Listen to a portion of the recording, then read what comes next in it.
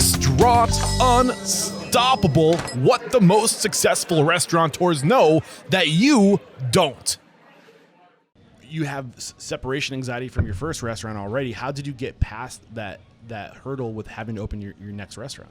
That actually closed, so I don't know if we want to talk about it. But well, I would love to talk about it because there's lessons there. Because there's the lessons there again. Yeah. So, the top chef, Buzz, had like really come and asked me, got some money, like, you know what? Let's open up a second restaurant. Because, again, we're stupid. But we had this money. It's like, what do we do? Do we invest in it, or do we open up a restaurant? And because this place was busy, it's still busy, it's to stay busy, and we thought we could translate that into another restaurant. Doesn't always happen. Long story short, we kept the place open for 3 years, and I was extremely proud of the food, and I was extremely proud of the atmosphere and what we tried to do.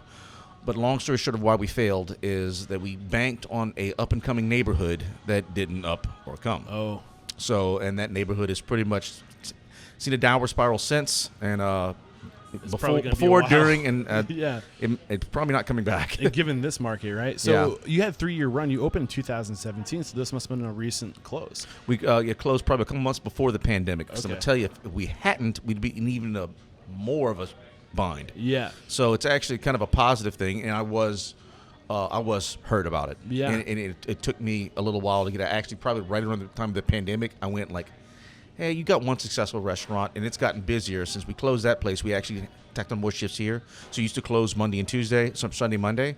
So we opened up Sunday for brunch. Okay, that did really well. Then we opened up Sunday night. Okay, that did really well. Then we opened up Mondays. Mondays are doing really well. Mm-hmm. So once that comes, and now I'm at a complete piece at it.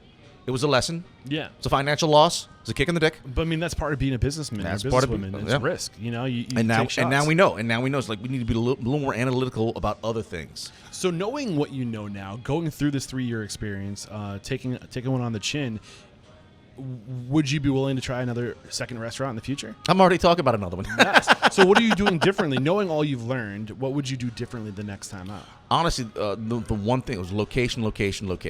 That's honestly a friend of mine, Donald Link. He owns, Cochon and Pesh and Gianna, and he only opens up restaurants on corners. Okay. And there's those little things, and we actually took a risk here 8 years ago when we opened the meadery. This place wasn't all that. Yeah. However, it was a nice neighborhood. What do you mean by not all that? The physical space? There was nothing around here. Okay. I mean, it was just housing, and there was like a cheap Italian joint, which is now a good barbecue restaurant, and there was no businesses down there whatsoever. It was purely residential. So coming in here was like, okay, this neighborhood I think needs a restaurant. Yep. Instead of going trying to fight the Central Business District, which is just, or Magazine Street, which is just tons and tons and tons of restaurant and a lot of competition. Yeah. Over here, no competition. We saw the people like were needing a restaurant, found the space, and we took a gamble. Okay. And this gamble turned out right. Corner lot too. And it's a corner lot. Yeah. What else was so great about this location? Was it an exit strategy? Was there another restaurant here? Was somebody trying to leave? Or? There was a restaurant here, and it was a Mediterranean restaurant, and I believe the old man just wanted to retire. Okay, there you go. And he left me the place. He left me all the dirty equipment. He left me all the trash, and he left me all the crap. Awesome. So this next restaurant you're going to open, I know we probably can't talk too much about it, but any other things that all the experience you've had now, almost over 20 years, about 20 years of experience, what else are you going to do with all that accumulated experience to do it different, to do it better?